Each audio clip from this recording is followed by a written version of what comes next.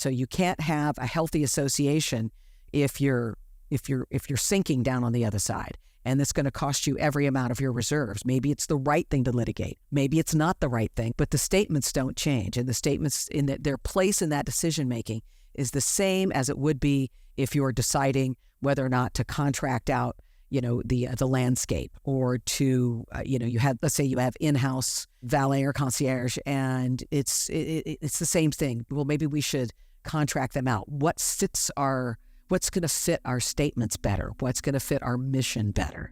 And then you move forward, whether it's a big decision or smaller decisions. It's all the same. HOA Insights, common sense for common areas, exists to help all 2 million volunteer board members nationwide have the right information at the right time to make the right decisions for their future. This podcast is sponsored by 4 companies that care about board members: Association Insights and Marketplace, Association Reserves, Community Financials, and Kevin Davis Insurance Services. You'll find links to their websites and social media in the show notes. Hi, I'm Robert Nordland of Association Reserves. And I'm Julie Adaman of Adaman Inc., and this is Common Sense for Common Areas. Well, this is episode number 21 with regular co-host Julie Adaman. And before we get started on today's topic, I want to make sure you caught episode number 20, which was a great discussion with Dave Lynn of Lynn Wealth Management. Dave's a Community Association Reserve Investment Specialist, and this conversation was a real eye-opener about the safe and secure possibilities of getting way more interest than you're likely getting in a normal savings account. But back to today's episode. Last time we spoke with Julie in episode 17, we spoke about the role of the board and manager, laying out the basics of how those two can work together effectively and efficiently. And after we were done recording, we started talking about the board priorities. So that led to today's conversation about having a mission and vision statement to guide your association. Now, we regularly ask for your input in what we discuss, and so we're going to start out today with a question asked by Fred from South Carolina, who wrote, "How do we address tension between 2 factions in our board? We are regularly 3 versus 2 or 4 versus 1 because we see the community and its needs differently." Well, that's a question for today. And just as a reminder, if you have a question, a story, or a topic you'd like to have us address in a future podcast, please call us at 805-203-3130 or email us at podcast@reservestudy.com.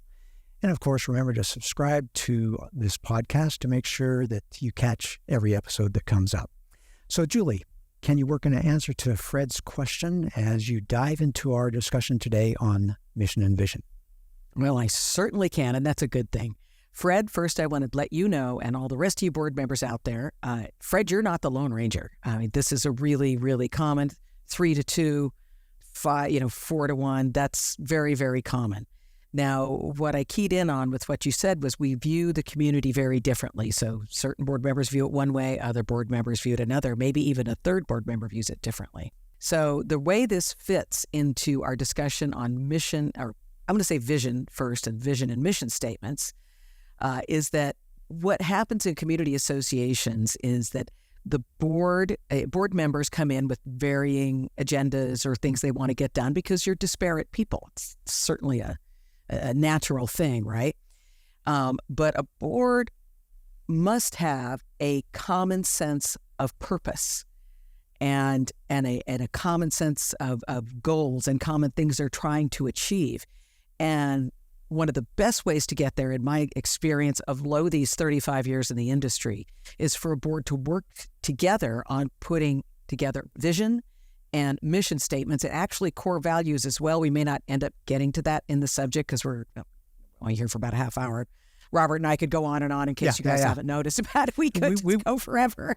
We will do this again. Yeah, we'll be back again. I'm telling you, we just geek out on this HOA stuff. We've both been in it so long, and it's endlessly fascinating to us. So anyway, that's why I recommend boards do it. They adopt those vision and mission statements, and there's 2 things that happen. Well, there's more than 2 things that happen with, but the process of doing that adoption of those statements, how the board has to work together, and I recommend a facilitator, that's another little part of the subject, is probably half of the battle. because board members, even though you may have known each other for years, you don't really necessarily know each other all that well. And especially if you've had some animosity and you're not particularly friendly, but you sit on the board together, if you go through the process of developing those vision and mission statements, you might learn things about the other board members that you didn't know. And it's kind of like bearing your soul in somewhat of a therapy session for board members. So you get down to what people really think is important and what are the things you agree on. So it's just a fascinating process, one I highly recommend. I think the key word there was what unites us. I think we have people coming, not only different homeowners, but the different board members coming onto the board. Maybe they came onto the board because they wanted to make a change. They wanted to make a difference. Yeah. Most of them do. That's right. That's most of them. Yeah. Yeah. But you have to make sure that you're not dividing the community. It's that issue of what unites us. Who are we? So is that what the process of breaking down the 3 versus 2, 4 versus 1, you start talking, okay, what are we here for? What was the bigger picture? And focusing on that bigger picture? Well, it's yes, because so let's talk a little bit to get to that bigger picture of what the vision and the mission are, because I think a lot of people think that, we're just a small association, or why does a homeowners association or condo association need something like that? Well, if y'all think back to if you are now retired, or if you're working for a company, most organizations have vision and mission statements, and there's an actual reason for it, and it's a good reason. So what is the vision statement? I'm going to go there first. So the vision is what you as a board see in the future for your community, where you want to be, where you want to get to. And the mission statement is the roadmap to get there, if that makes any sense to you. I've got one right here. This is a real short one. I worked at the community a few years ago, and we did vision, mission. I did the strategic planning for them, etc.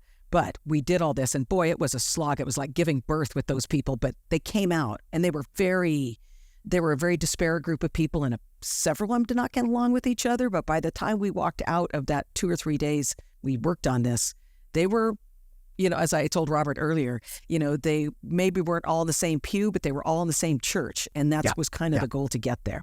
So this community's ends up just a single sentence. Their vision is our community, a progressive, united community providing the best value lifestyle in the greater Palm Springs area. And so that's their vision. That's what they want it to be. But their mission, so that's the roadmap to get there. Was the mission of our community is to advance the value of an inclusive lifestyle resort experience for our residents and guests through quality amenities and activities. There are mission statements and vision statements that can be a paragraph long. I mean, some are very long. I'm a fan of the shorter ones. And though this may not sound super sexy to everybody, but boy, is it clear. It's very clear on where that association wants to be and how they want to get there. And that, if utilized as it should be utilized by any community, their mission and vision statement, that is how a board can better come together, better unite for the betterment of the community as a whole through those platforms on which to stand and to base policy and base decisions. So if we get off in the weeds somewhere and it's like, well, wait a minute, is this really in our mission statement? Is that part of our vision? Yes. Okay, we're going to go. No, let's back off a little bit and see if we need to spin our wheels doing something maybe we shouldn't be doing. So it's a really effective tool. Yeah, that may be, well, my brain is spinning here, guiding the association on the what ifs. Why shouldn't we? And are we going to open the clubhouse for political forums? Are we going to open the pool to the local swim team? Are we going to have a citywide or regional-wide picnic in our park? If you don't know what you're all about, then maybe you can start thinking, well, where do we go? What is our future? But with that vision statement, and I wrote down in my words, North Star. Where are we going? Where are we trying to be? Exactly. That helps us realize that, no, we are not going to be the political center of our city. That's not what we're about. We are about X. We are not about Y. And then what I heard you say with mission is the roadmap to get there, the how, and in my mind, that almost sounds like check boxes. This is what we do. We do A, we do B, we do C, we do D, and we do them well. Is that fair? Pretty much, yeah. I mean, there may be A, B, C, D, there may be E, F, and G that also fit within that general framework. But I really liked what you said, Robert, about the political thing. That's because it's always a hot topic, especially right now, right? So is it within, like this mission statement I just read you all, I mean, would it be within their mission statement to provide a spot, well, let's just say for the whole regional area to hold a political event or hold a political something or other in their clubhouse? Well, my heavens, no, it's not. It says residents and guests. It doesn't say the community at large. Right. And that would be a way to go back to that and say, no, we don't do that. And by the way, folks, I mean, I know this never happens, but sometimes you have a rogue board member in your midst, you know, the guy who's all off in the weeds or out in the Crab Nebula somewhere. A good way often to bring them back in is to kind of point that out. He'd be the guy who said, no, we're going to have a big political rally. And you're like, no, we say guests and residents, not the community at large. Again, it's a platform for action and also a restraint for non-action. I mean, and it's a reason to give you non-action in certain areas. So I guess no action is an action sometimes, right? But that's what these do for you. One of my pet peeves is people being known more for what they're against than what they are for. I think we want to be known what we're good at, what we want to be known for, and you use that phrase that I got sensitive to. We don't do that at our association. Another way to say that, and going back to the communication conversation we had last time or a couple times ago, this is what we're known for. Our association is known for this. Therefore, yeah, let's not go down that rabbit hole. But it is that guiding line that helps them know we're all about this. Active senior community or active young families or whatever, a pet lovers community. Whatever it is, this is a great place to state what you are known for that can help guide your association forward down that path that is continuing in your sweet spot. And hey, don't hold it to yourselves, board members. Once you do this, you make sure you want to publish this out to the community. And if you do that, and you could, whatever your newsletter, definitely have it on your website, but your newsletter, e-blast, whatever goes out, it's always a good thing to have those statements on the bottom of it so people are continually refreshed. And even when you are notifying folks about, well, the board has made X decision, not necessarily in the minutes, but maybe in a newsletter, here's the major decisions that were made. Sometimes you may want to reference, in keeping with our mission statement, this is what we've decided as a yes or a no or whatever. I mean, just it's going to be incumbent upon the board to keep that in the minds of the owners and keep it in the minds of yourselves. Many, many times, and you can all imagine this is what happens because our industry, we're so emergency oriented, you know, boom, something happens and you got to deal with that. And I'm exhausted about dealing with that. And hey, I'm a volunteer. I'm already spending hours. But it's incumbent upon you, it's incumbent upon you to refresh yourself and your own mind with your vision and mission and not just let those fall by the wayside as a year goes by or 2 years goes by. In fact, Robert posed a question to me earlier about how often should the board review those vision and mission statements. And I'm going to tell you, yearly. I mean, the board as a whole review those as a part of board orientation after every annual meeting. Now, some of you may have been elected a few times, but you're definitely going to have 1 or 2 newbies in there. And you want to go back and see the one we did on orientation and strategic planning and that type of thing. But it's a terrific tool and also a great thing to give them. This is our basis for action. This is our reason for being. These statements are a reason for being and how we want to be the best we can be. And when you bring people into that, don't forget all these people, new board members, even you more seasoned board members, or as I prefer to call it, classic board members. I'm one myself. Yeah. So they want to be a part of something positive and moving forward. I mean, we've talked about it many times, but in our industry, I don't think you can't say it enough because in our industry, we can be so no-oriented, no parking, no pets, no this, no that, as opposed to pets go here and don't forget, parking takes place at this time and your parking spot is here. And if you have any questions, please give us a call, not just no. it's a good way to remind ourselves of what really, again, unites us. And that those are uniting statements. Right. To facilitate our pet-friendly community, please remember to pick up after your dog or whatever it is. Exactly. Because this is what we're all about. We are a pet-friendly community. So it's not just we don't do that. It is something that guides us, that reinforces why we came here in the first place. I find it actually, the more you're talking about, refreshing, because the board is not wondering what in a billion things do we do here. It's more, okay, we are heading in this direction. And when we continue to head in our area of strength, then we're going to have success. Hi, I'm Kevin Davis, the president of Kevin Davis Insurance Services. Our experienced team of underwriters will help you when you get that declination. We provide the voice of reason, someone who will stand by you. Our underwriters bring years of knowledge to our clients that can't be automated by technology or driven by price. As a proud Anwins company, we bring true value to your community association clients. We are your community association insurance experts.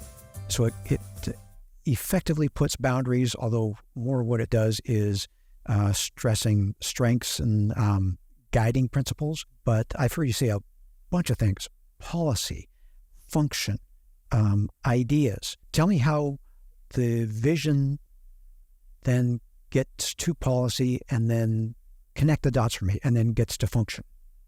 Okay, well, let's think of these statements as not only as in the positive. So this is where we want to go. Vision is where we want to go. So that's the big idea. That's the big idea, right? And the mission is how we get there. So that is the roadmap. That's the function of how we get to the vision, right? Two things. Think of both of those statements as kind of bumpers. So, bumpers, if you might bump up against them and, oh, no, we don't do that. You come against the other one. And they also help new board members, hone their thinking on it. But also they are for positive action on the part of the board. And what I say is that, and that's part of connecting those dots. So the top dot is at the vision. The next dot down is how we get there. And then you have all these things that happen in a community association day to day, month to month, week to week, year to year. And it's a never-ending cycle, as all of you board members and you managers out there who are listening know. It never ends. There's decision after decision after decision. Now, some are very simple. We're going to approve the minutes, or we're going to approve the financial statements. Others are not so simple. And I'm not talking about things like, contract decisions. Some of those aren't simple, but those are regular things that an association does. But then when you start looking at issues that crop up that are big issues, shall we go into construction defect litigation? Do we need to, file suit against this building next door because what they've been doing in their underground is now undermining, or a high rise is now undermining us, and we're starting to sink. Looking at you, San Francisco, out there. Those are enormous decisions to make. Yet the statements still connect those dots together. So you can't have a healthy association if you're sinking down on the other side, and it's going to cost you every amount of your reserves. Maybe it's the right thing to litigate. Maybe it's not the right thing. Obviously, I'm simplifying something that's very complicated. You would need to speak to legal counsel, and those kind of things take often years to resolve. But the statements don't change, and the statements their place in that decision making is the same as it would be if you're deciding whether or not to contract out, the landscape, or to, let's say you have in-house, valet or concierge, and it's the same thing. Well, maybe we should contract them out. What's going to fit our statements better? What's going to fit our mission better? And then you move forward, whether it's a big decision or smaller decisions. It's all the same. Yeah. Well, when you were talking, it just made me think of one that came across my mind. As a reserve state provider, we touch the financials of things, and there was a woman who lost her husband, who owned a pool contracting business, and she was obviously just traumatized and had gotten behind a couple of months in her homeowner assessments and reached out to us, what do I do? And I put her in touch with the management company with a note that, hey, she just lost her husband. Can you give her some grace? And this would be one of those minutiae for the association, but big for this one homeowner. If your vision says that we are a welcoming, inclusive association where people can thrive even just a statement like that might make them think, okay, let's give this one homeowner a little bit of extra grace on this because that's who we are. That extra clause, because that's who we are, might help clarify the uncertainties. And, this is money. Money is right and wrong. We have a policy, but that guiding vision statement of who we aspire to be here. And Robert, the image I like that you said was that it's our North Star. And that's really what it is, And so many communities, and all of you out there listening, whether you've managed, whether you've been on board or whatever, you've known communities that are really well run. And then, communities that just kind of flounder around because they just don't know what they're supposed to do. And then the factions start fighting and board member factions start fighting and you kind of just stop. I mean, you just all of a sudden the board and the community ends up in stasis or in amber, they just, boom, they're frozen. And those things can be devastating to a community. Reserves don't get funded or things don't get repaired as they should be getting repaired.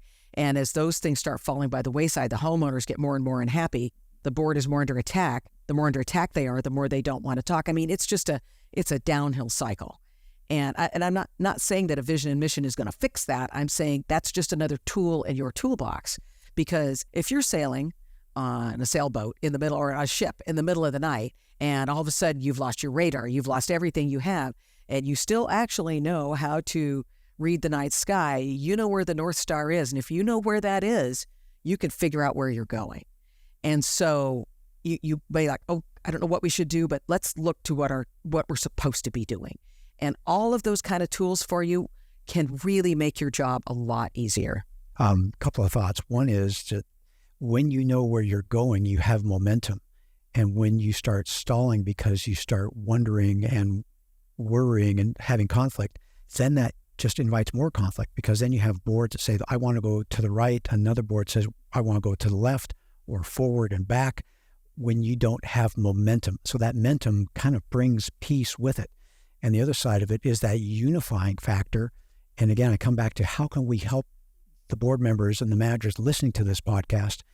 And I think about this unifying concept of this is who we are. This is us as a community. It's not me as homeowner of unit number 17. It's I'm a member of this community and this is what we are. And that magic word is the we, that the board can help move the we forward. And I'm a part of the we. And this whole thing is bigger than me. I'm unit number 17 and, good for you. But that whole understanding that this is one of those unifying concepts that you're not just unit 17 at this address. You are part of the association and we have this guiding idea that draws us forward. And I really like that. I like it a lot too. And there's the thing that struck me as we're talking about this, and we chatted a little bit before we started the podcast, is, I think that for board members and committee members, definitely, I think what would be really helpful, especially after COVID, which you all may have noticed, people are a little psycho right now. They're just kind of coming out of that fog of what it was like at our two different camps. No matter which camp you were in, we're definitely in two different camps. We still are in a lot of ways, but, and that's going to bleed over into everything, board members, all of that. But I think if all of us who serve in a volunteer position, the operative word being volunteer, nobody put a gun to your head and said, you have to do this. You volunteered. And if you're going to do that, you have to switch your thinking to a service mindset. How can I help? Not what am I going to get for me or what am I going to get for my faction? If I'm only going to be about the people who want the petunias pink and not about the people who want the petunias multicolored. And they're evil and I'm good. If you take a service mindset and how can I help attitude, if you really do that, those other things go away because they are dichotomous. They will not ever, that twain will never meet, ever. And so think more about having a service mindset. In fact, actually part of a mission statement having a service mindset could be in there. Yeah, if that's what your association is about. Yep. And actually, that reminds me, in preparation for this conversation, trying to be ready for you leading this conversation forward, I just Googled, I think it was condo mission and vision or HOA mission and vision. I got so many samples there that I felt like, wow, there's a lot of associations that are guided. And I would bet that the ones that you see around in your neighborhood, in your community, if you're a portfolio manager listening, the associations that are smoother running, they know what they're all about. And they have something like this. And I would imagine they even have it maybe even as a footer to their newsletter or as an end paragraph in their monthly meeting notes, where they remind everyone, this is what we're about. This is why we make the above decisions. This is what guides us as we move forward, as we consider our pool here in the summertime. Because da-da-da-da-da, we're going to jump right on it. And we're going to get this thing done now. And it's one of those, again, unifying ideas and philosophies that keeps the association, Julian, I think in your words, stalling. Stalling is not a good thing. Keep it from stalling. It keeps it from stalling. Yeah. Keep it from stalling. Yes. Or in stasis. I said in stasis. You got to get out of that stasis. Right. You got to keep moving forward. Yeah.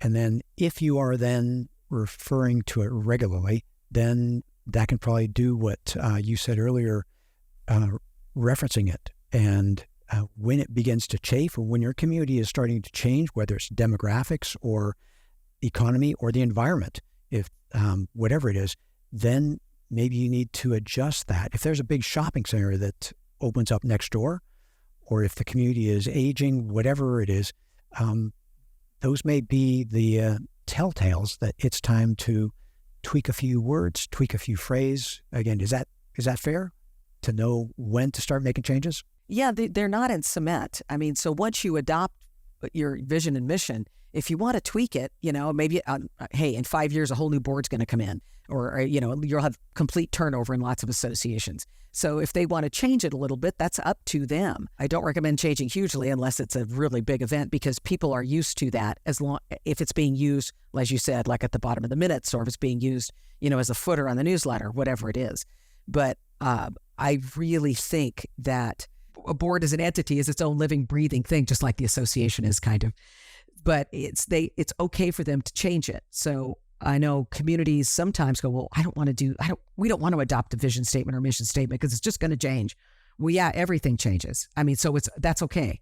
But give yourselves a path forward with that North Star. Don't just be, circling around the Indian Ocean looking for the North Star. You want to be able to look. Right. Or was I that was North. Okay. Yeah. I'm a woman. I actually know where North is. It's strange. And I can park a car. Good. Well, we started this podcast because we wanted to encourage and equip board members. We wanted to help them have success at their communities, have peace at their communities. And what we're talking about here is having an idea about what the future looks like and giving them a tool to get there, a path, that idea of what the future looks like, the vision, and the steps to get there, the mission statement, that path to can we say a safe and successful future, one where the association is thriving, the members are thriving, the people understand what's going on, and there's more unity between the board and the members because they're on the same page. Yes, exactly. It hopefully, I mean, you're always going to have the people who are off the reservation. We know that. But for the most part, this is all to bring people together under a common banner, a common umbrella. That's what we're looking to do. Fantastic. Well, I'm looking at the time here. We did not touch on core values. There's a lot more we can do, but I'm sure that, that's why you're going to get us back in a few weeks. Yeah. Well, this is all fantastic stuff, Julie. Thank you very much. It's always great talking to you live, in person on the podcast. And we hope you learned something today from our discussion that helps bring common sense to your common areas. If you want some more information about vision and mission, Julie's prepared some resources for you. They're available in the show notes. And you can find those show notes at www.commonareas.org. And if you have a topic you'd like to have us address, a story to share, or questions you'd like to have us answer, please call 805-203-3130 or email us at podcast@reservestudy.com. And remember to subscribe to the podcast to make sure you catch all future episodes. And we look forward to having you join us for another great episode next week. You've been listening to HOA Insights, common sense for common areas. You can listen to the show on our podcast website, hoainsights.org, or subscribe on any of the most popular podcast platforms. You can also watch the show on our YouTube channel. Check the show notes for helpful links. If you like the show and want to support the work we do, you can do so in a number of ways. The most important thing you can do is to engage in the conversation. Email your questions or voice memos to podcast@reservestudy.com or leave us a voicemail at 805-203-3130. If you gain any insights from the show, please do us a huge favor by sharing the show with other board members you know. You can also support us by supporting the brands that sponsor this program. Please remember that the views and opinions expressed by the podcast do not constitute legal advice. You'll want to consult your own legal counsel before making any important decisions. Finally, this podcast was expertly mixed and mastered by Stokelight Video and Marketing. With Stokelight on your team, you'll reach more customers with marketing expertise that inspires action. See the show notes to connect with Stokelight.